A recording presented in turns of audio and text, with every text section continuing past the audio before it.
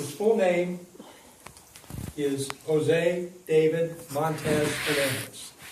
David lives in Honduras, 7 years old. He gets up in the morning in a home with a dirt floor, wood crate walls, and a tin roof. He lives with his mother. His mother's unemployed. She works as a general laborer. General laborers, when they're working, make about $250 a month in Honduras. Unemployment rate in their particular area is 50%. Needless to say, his mother does not work very often. There are a lot of expenses if you want to get out of that. There's tuition for school, there's money for clothes, there's help with learning that you're not going to get very much of at home. But David found out there's a program offered through his local church. His local church has teamed up with Compassion International. And Compassion International finds American sponsors for children in third world countries, children living in extreme poverty. And what they do is they provide $38 a month. And that $38 a month through the local church provides Christian education, money for tuition, money for clothes. It provides counseling and budgeting help for the mother, nutrition help, basic hygiene, basic medical care for the children that are enrolled. And he's been enrolled, but 9 months have gone by. And in 12 months, you have to have a sponsor. And he's now in his 4th quarter. And what he's looking at is if he can't find a sponsor, the nice pink and white shirt goes away because that's part of the school uniform. The tuition goes away. Can they afford to continue to send him to school? Can they afford the shoes? Can they afford to continue to feed him? He's gotten a lot of benefits locally, but that American sponsor has not come through yet. Now that's David. But what else is out there? Well, not very far away is Daniel. Daniel's in Honduras in the same situation. Daniel's looking at the same kind of life.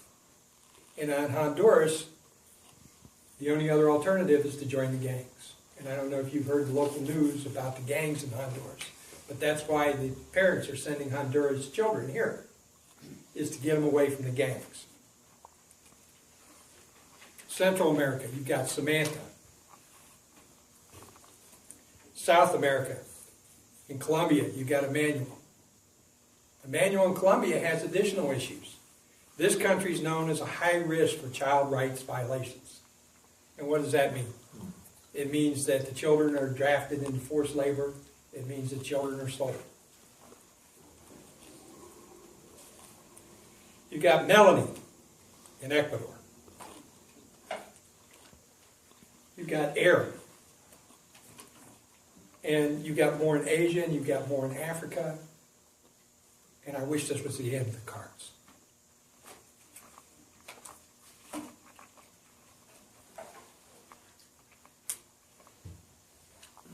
David, coming up on his 8th birthday, got a surprise. We met David.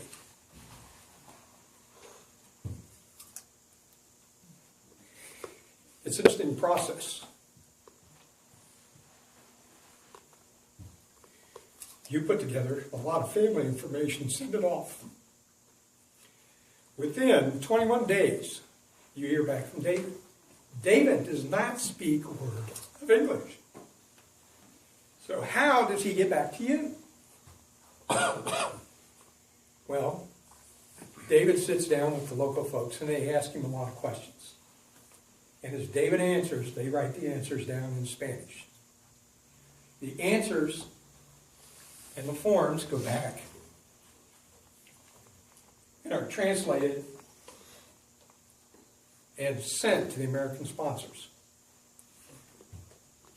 The American sponsors get those. We got ours just before Christmas. What do we know? Well, David likes red. That's his favorite color. He likes soccer. He likes to fly kites. He likes to eat rice and chicken. You learn a lot of little things. You learn that he's got another member of his family, he's got a sister. You learn that this is the person that you're going to be taking care of. You learn that he's going to get regular Christian education. He's going to have a place to go after school. He's going to have educational help. He's going to get help on that tuition. His mother's going to get help buying clothes. She's going to learn how to budget. He's going to learn to brush his teeth. He's going to learn to wash his hands. And basic hygiene we take for granted. Now, I could be persuading you folks to all sign up and adopt a kid. But that's not what it takes. That's not the first step. This is something you have to think about. The first step is to just ask today for information. Just ask to learn about it. Today, the first step anybody needs to take to combat extreme poverty is to ask for a brochure. Who can I give a brochure to?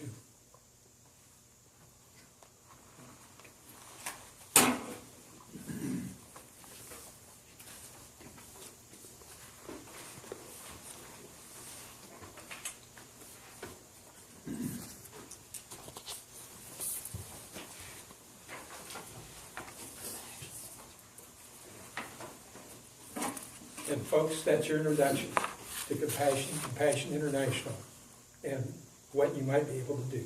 Thank you very much.